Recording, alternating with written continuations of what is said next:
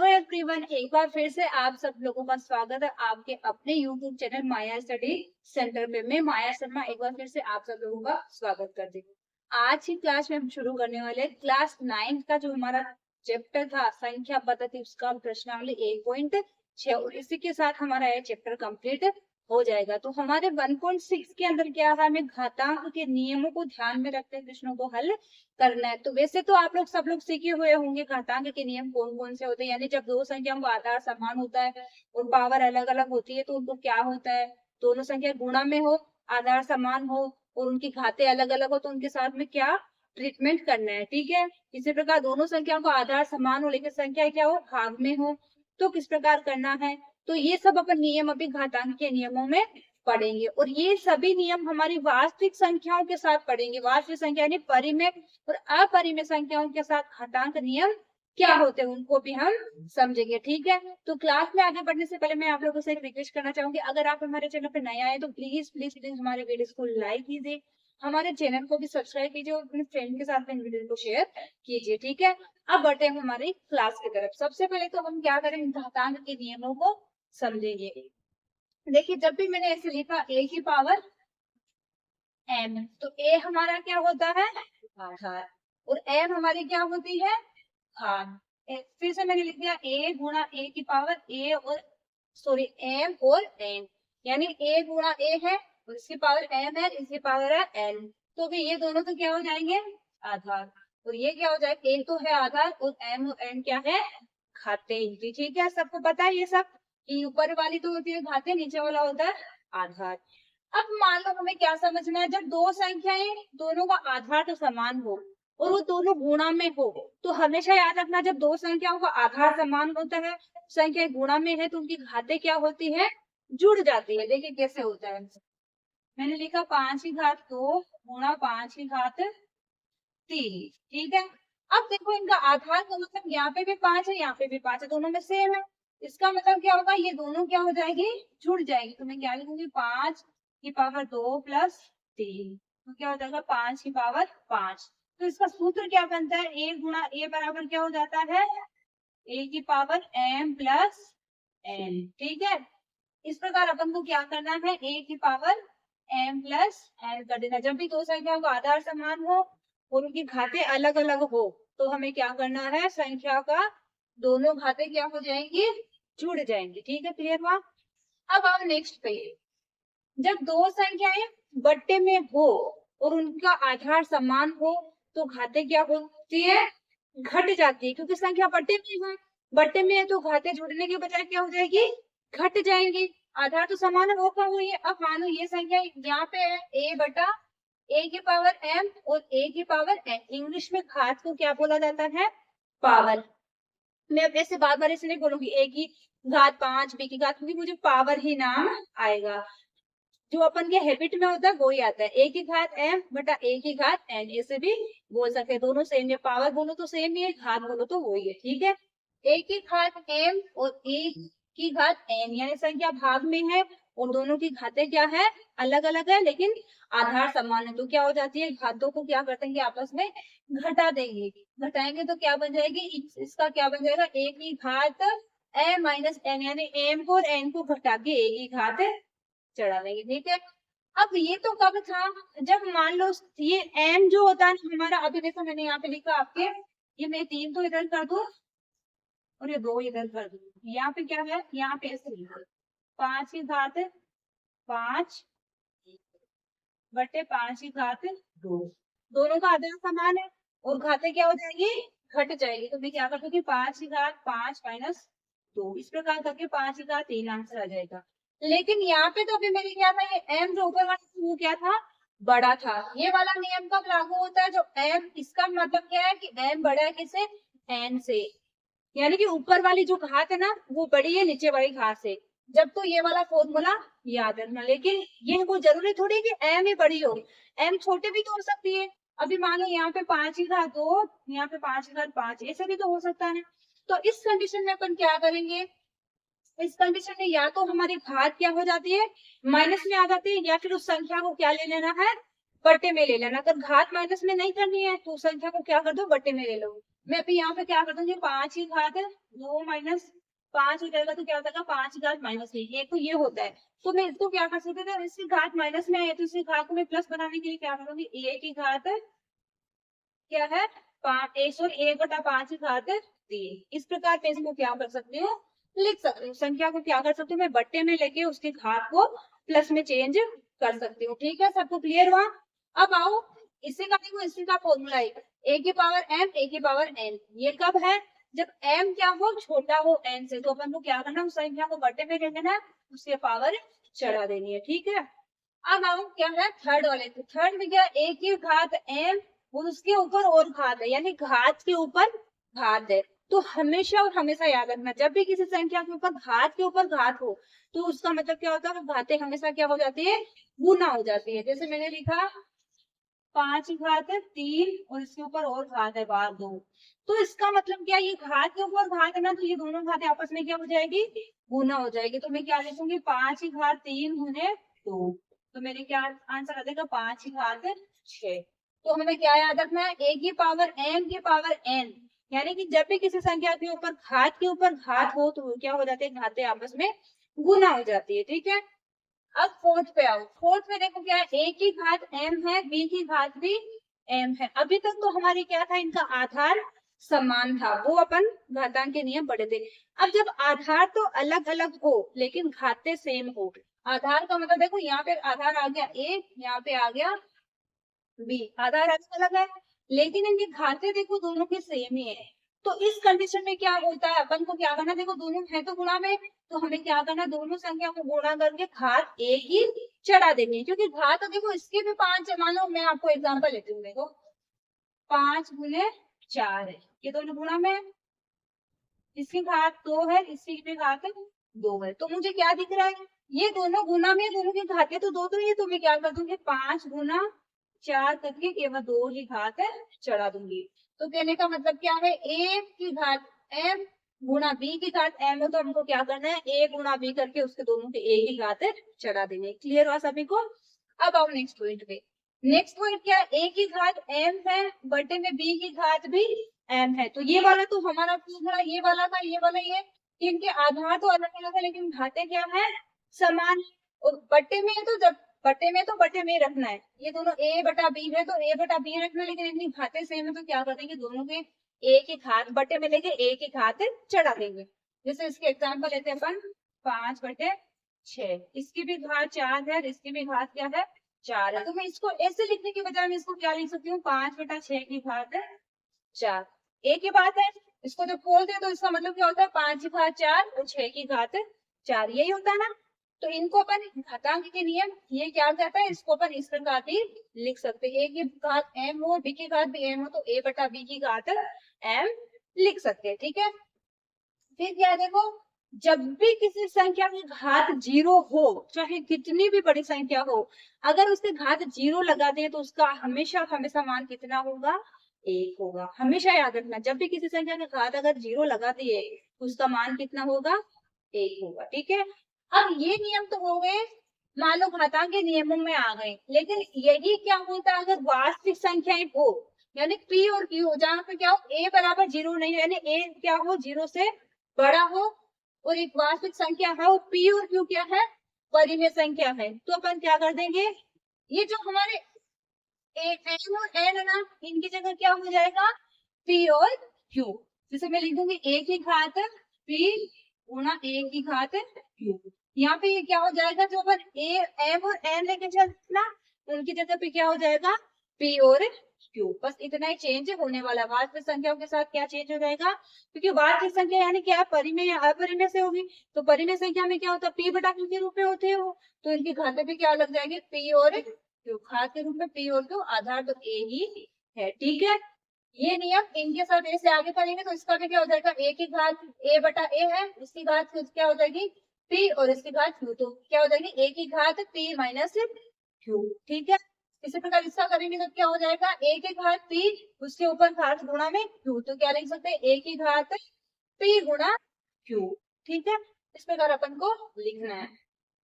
अब ये तो हो गया अपने घातांक के नियमों में एक थोड़े दो रूल्स और याद रखना। जब भी मान लो आपको कोई संख्या ऐसे दे दे कि कोई संख्या रूट के अंदर है, उसके बाद ऐसे लिख दिया n, या तो उसको अपन क्या लिख सकते हैं, उसको ऐसे लिख सकते हैं कि एक की पावर क्या है, 1/n। ये जो होता है ये क्या, इसकी पावर है, यानी कि बटे में। जैसे मैंने लिख दिया आपको √2 और इधर लिख दिया मैंने 3, तो इसका मतलब क्या होगा, मेरे 2 की पावर क्या हो जाएगी, 1/3। तो ये मैं या तो मैं इसको ऐसे लिख सकती हूँ, या ऐसे दिया तो मैं इसको ऐसे भी लिख सकती हूँ। ये ध्यान रखना रूल्स। किसी भी संख्या को रूट के अंदर दिया है, इसके इधर बाहर की साइड 3 दिया है, तो इसका मतलब क्या, ये इसकी क्या है, घात है। ठीक है, इस घात को अपन बटे में लेके लिखना है। ये घात क्या है, इससे 1 के बटे में लेके लिखना है। एक की पावर आपको दे दिया m/n, आपको दे दिया a की घात क्या है, m और n, यानी अलग अलग है। ये कुछ भी हो सकता है, 1/2 हो सकता है, 3/4, 3/2 हो सकता है, कुछ भी हो सकता है। ठीक है, ये इनके गुणनखंड क्या होना चाहिए, a के अलावा कोई भी सारा गुणनखंड नहीं होना चाहिए इनके अंदर। एक के अलावा इन दोनों में कोई भी सारा गुणनखंड नहीं होना चाहिए। जैसे मान लो 3/2 दे दे, 1/2 दे दे, 5/2 दे दे, कुछ भी हो सकता है, लेकिन एक के अलावा कुछ भी सारा गुणनखंड नहीं होना चाहिए। तो मैं क्या करूंगी, इस n को तो क्या करते हैं, रूट के बाहर ले लेते हैं। जैसे मैंने यहाँ पे एग्जांपल ले लिया 5, इसकी पावर चढ़ा देते 3/2। अब मैं क्या करूंगी, 5 के इधर बाहर, तो रूट के बाहर तो क्या हो जाएगा, ये जो n है ना वो, और ये m है ना, ये इसके चढ़ जाएगा पावर में। अब पावर कितनी है, 3, तो मैं इसको क्या लिख सकती हूँ, 2√5 की पावर 3। इस प्रकार अपन लिख सकते हैं। इनको भी थोड़ी, इन रूल्स को भी थोड़ा ध्यान में रखते हुए समझना। ठीक है, अब हम करेंगे हमारी प्रश्नावली के क्वेश्चन। अपन क्वेश्चन करेंगे तो हमें थोड़ा और अच्छे से समझ में आ जाएगा। ठीक है, देखो पहले क्वेश्चन में हमें क्या करना है, ज्ञात कीजिए, यानी कि हमें क्या दिया, संख्या दी, उनके ऊपर घाते दिए। तो सबसे पहले देखो, मुझे दिख रहा है 64 की घात दी मुझे 1/2, तो मैं इसको ऐसे तो हल कर नहीं सकती हूँ। तो मुझे क्या करना पड़ेगा, 64 के अभाज्य गुणनखंड करने पड़ेंगे। मैं जब 64 के अभाज्य गुणनखंड करूंगी, तो सबसे पहले मुझे पता है कि 64 में 2 का भाग जा रहा है, दूंगी तो आएगा 32, फिर से 2 का लगाऊंगी तो आएगा 16, फिर से 2 का लगाऊंगी तो आएगा 8, फिर से 2 का तो 4, फिर से 2 का तो 2, 2 एकम 2, यानी देखो इसके अभाज्य गुणनखंड क्या आ गए, 1 2 3 4 5 6। तो मुझे दिख रहा है 64 बराबर क्या होता है, 1 2 3 4 5 6, यही होता है। तो मैं जब 64 बराबर 2 गुणा यानी 2 6 बार गुणा में होता है, तो मैं 64 को क्या लिख सकती हूँ, 2 की घात कितना है, 6, यही है। और इसके बाद देखो 64 के बाद ऑलरेडी क्या है, 64 बराबर 2 की घात 6, ये क्या है, 64 की घात 1/2 पूरा लिख, 1/2। तो मैं इसको क्या लिख सकती हूँ, 2 की घात 6, इसके बाद क्या है, 1/2। अब मुझे पता है देखो, घात के ऊपर घात होती है। अपन क्या सीखे थे, a की पावर p और ऊपर क्या है, q। तो हमने क्या सीखा था, इस प्रकार घात के ऊपर घात होती है तो क्या हो जाते हैं, घातें आपस में गुना हो जाती है। यही होता है, a की पावर p और q गुना हो जाएंगे। तो मुझे पता है मेरी क्या हो जाएगा, 2 की पावर क्या है, 6 गुना 1/2। अब जो कट रहा है उनको काट दो, 2 की पावर, ये 2 से कटेगा 3 बार, तो क्या हो जाएगा, देखो ऊपर 3 गुना 1, ये नीचे कुछ बचा नहीं, तो 2 की घात 3। अब 2 की घात 3 का मतलब क्या होता है, 2 गुना 2 गुना 2 बराबर क्या हो जाएगा, 2 दूनी 4 4 दूनी 8। यही क्या हो जाएगा हमारा आंसर। इस प्रकार अपन को क्या करना है, सबसे पहले उस संख्या के अभाज्य गुणनखंड कर लेने हैं। गुणनखंड करने के बाद में हमें देखना है कि उस संख्या के गुणनखंड में कौन कौन से संख्या आ रही है। 2 आ रहा था, 2 6 बार आ रहा था, तो मैंने क्या लिख दिया, 2 की घात 6, और पहले से जो घात थी उसकी घात वो की वो बार रख दी। तो हमारे वो संख्या कौन से घातांक नियम के अनुसार बन गई, a की घात p और उसके बाद घात और q, यानी परिमेय संख्या घाते। देखो मैंने क्या बोला था, जब घात परिमेय संख्या के रूप में दी हो तो अपन को सूत्र कौन सा याद रखना है, p और q वाला। बाकी घातांक नियम तो वो का वो है, a की घात m n होता है, तो मतलब क्या होता है, a की घात m गुना n वही होता है। तो अब p और q यानी परिमेय संख्या देखे तो हमें क्या याद रखना है, p और q याद रखना है। ठीक है, तो हमारे p और q के रूप में थी, तो जब घात के ऊपर घात होती तो गुना होता है, तो 6 को गुना करना था 1/2 से, इसको 16 करे तो आया 8। सेकंड वाला देखिए, सेकंड वाले में क्या है, 32। 32 है, इसका मतलब इससे अभाज्य गुणनखंड यहाँ से शुरू कर लो। ठीक है, काम आसान हो गया ना। यहाँ से शुरू करेंगे, इसका मतलब क्या, इसके अभाज्य गुणनखंड जब करेंगे तो 32 का 1/5 है।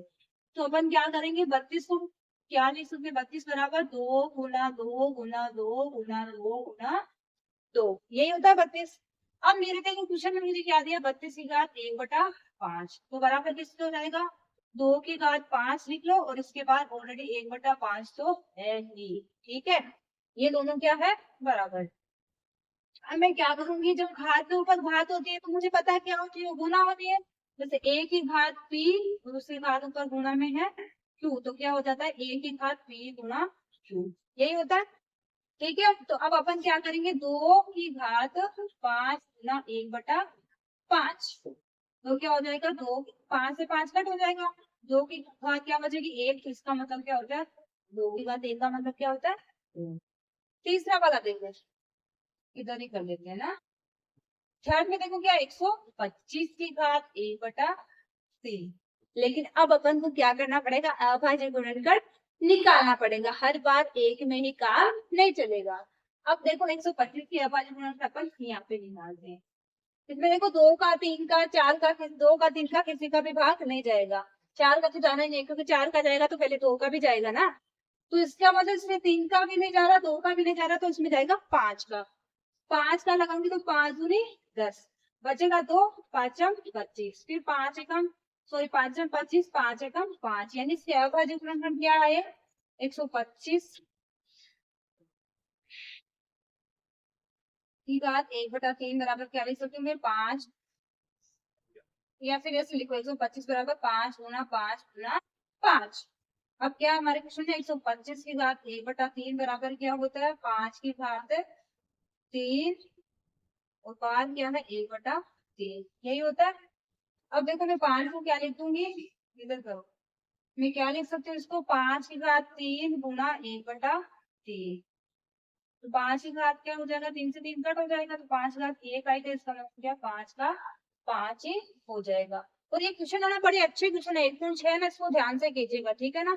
मस्त क्वेश्चन है, यानी अभी के लिए नहीं, मैं इन फ्यूचर के लिए भी बता रही हूँ, जब कंपटीशन एग्जाम देते हैं तो भी इस प्रकार के क्वेश्चन, यानी ये जो बेसिक मैथ्स का पार्ट है, जो हमारे है ना ये घातांक के नियम, ये बेसिक मैथ्स का ही एक पार्ट है, तो इसको थोड़ा ध्यान से भी कीजिएगा, ठीक है। अब करते हैं क्वेश्चन नंबर सेकेंड। क्वेश्चन भी हमें सेम वैसे के वैसे ही करना है। सबसे पहले हमें क्या करना है, इनके अभाज्य गुणनखंड निकाल लेना है। पहला क्वेश्चन क्या देखो, 9 की घात 3/2, तो मुझे पता है 9 बराबर में क्या लिख सकती हूँ, 9 की घात 3 है, तो 9 बराबर क्या होता है 3 × 3, यानी कि 9 की घात 3/2 का मतलब क्या है, 2 किसके बराबर है, 3 की घात 2, और इसके ऊपर पहले से देखो 3/2 घात तो है, ये दोनों क्या है बराबर है, 3 की घात 2 या फिर क्या है 9 की घात 3/2। अब मुझे पता है कि घात के ऊपर घात होती है, यानी ए अंदर तो पी है, जिसके बाहर क्या है क्यूब है, ये किसके बराबर होती है, ए पी गुना क्यूब, यही होता है। तो इसमें मेरे घात के ऊपर घात है, तो मैं क्या कर दूंगी, 3 को क्या कर दूंगी, 2 × 3/2। अब क्या हो जाएगा, 3 की पावर 2 से 2 कट हो जाएगा, क्या बचेगा ऊपर 3, तो 3 की पावर 3 क्या होता है, 3 × 3 × 3 बराबर 3 × 3 = 9, 9 × 3 = 27, यही क्या हो जाएगा हमारा आंसर। आसान है ना एकदम। जब आपने परिचय पाठ के अंदर घातांक के नियमों को अगर अच्छे से ध्यान से समझ लिया है, तो ये क्वेश्चन तो आप खुद ब खुद कर सकते हो। दूसरा देखिए, दूसरा क्या है, 32 की घात 2/5 है। अब मुझे पता है कि 32, देखो 3 क्वेश्चन हमारे आसान करते हैं, 64 की एक अभाज्य गुणनखंड करे ना अपन ने, तो 3 क्वेश्चन बन जाएंगे, 2 तो उसमें हो गए, तो एक इसमें 32 फिर से आ गया, तो 32 का मतलब क्या था, 2 की घात 5, तो इसके अपन निकालेंगे नहीं, तो 32 बराबर क्या होता है, 1 2 3 4 5, 32 की घात 2/5 लिख दो, या 32 की घात 5 लिख के 2/5 कर दो, ठीक है, एक ही है। अब मुझे पता है इसमें क्या हो जाएगा, मेरा a की घात p, जो बाहर घात है q, तो क्या हो जाता है a की घात p गुना q, ठीक है। अब मुझे पता है 2 की घात 5 गुना हो जाएगी 2/5 से, तो क्या हो जाएगा 5 से 5 कट हो जाएगा, तो 2 की घात 2 बचेगी, तो मैं क्या लिख दूंगी, 2 × 2 बराबर क्या हो जाएगा, 2×4।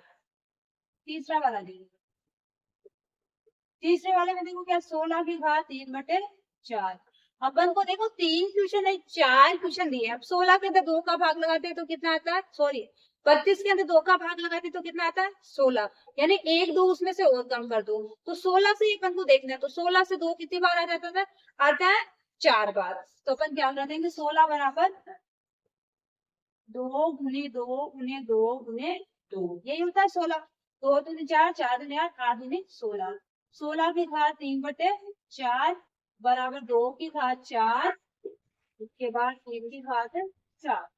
अब ए पी क्यू बराबर क्या हो जाता है, ए पी क्यू। ठीक है, अब मुझे पता है कि मेरी क्या है, ए तो 2 है, पी क्या है 4, क्यू क्या है 3/4। ये आपस में दोनों गुना हो जाएगी, गुना है तो 4 से 4 कट जाएगा, ऊपर क्या बचेगा 2 की घात 3। 2 की घात 3 क्या होता है, देखो 2 गुना 2 गुना 2, तो 2 दूनी 4, 4 दूनी 8, यही क्या हो जाएगा हमारा आंसर।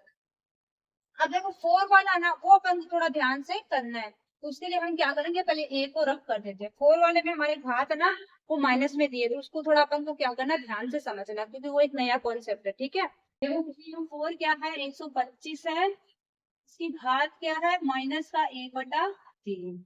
तो मैंने आपको क्या बोला था, जब भी किसी संख्या की घात माइनस में हो तो हमें क्या करना है, या तो उस संख्या को बट्टे में ले लेना है। ठीक है, बट्टे में लेंगे और उस संख्या की घात लगा देंगे तो प्लस में हो जाएगी, या फिर उस संख्या की घात माइनस की लगा दो। ठीक है, हमें पता है कि 125 क्या होता है, 125 बराबर क्या होता है, 5 गुने 5 गुने 5। तो मैं क्या लिख सकती हूँ, 125 एक माइनस 1 की घात 3, या फिर क्या लिख सकती हूँ 5 की घात 3, इसके ऊपर माइनस 1/3, दोनों बराबर है।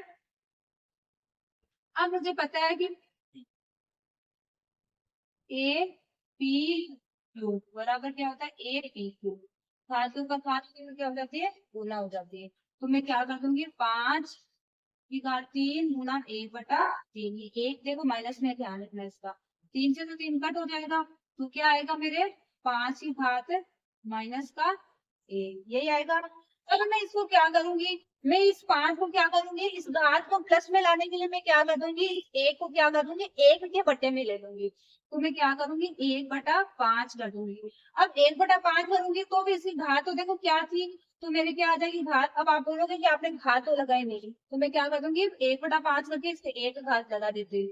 1/5 करके एक घात लगाऊंगी तो भी इसका मतलब क्या होगा, 1/5 ही होगा। क्यों, क्योंकि मुझे पता है कि किसी भी संख्या की घात अगर 1 है तो उसका मान क्या होता है, वो संख्या ही होती है। ठीक है, तो अपन को इस प्रकार ध्यान रखना, जब भी किसी संख्या की घात माइनस में हो तो क्या करना, उस संख्या को क्या कर लेना, बट्टे में ले लेना। बट्टे में लेते हैं उस संख्या की घात क्या हो जाएगी, प्लस में हो जाएगी। ठीक है, अभी अपन के 5 की घात कितनी थी, माइनस का 1, तो मैंने क्या करा, उसको 1 के बट्टे में ले लिया है।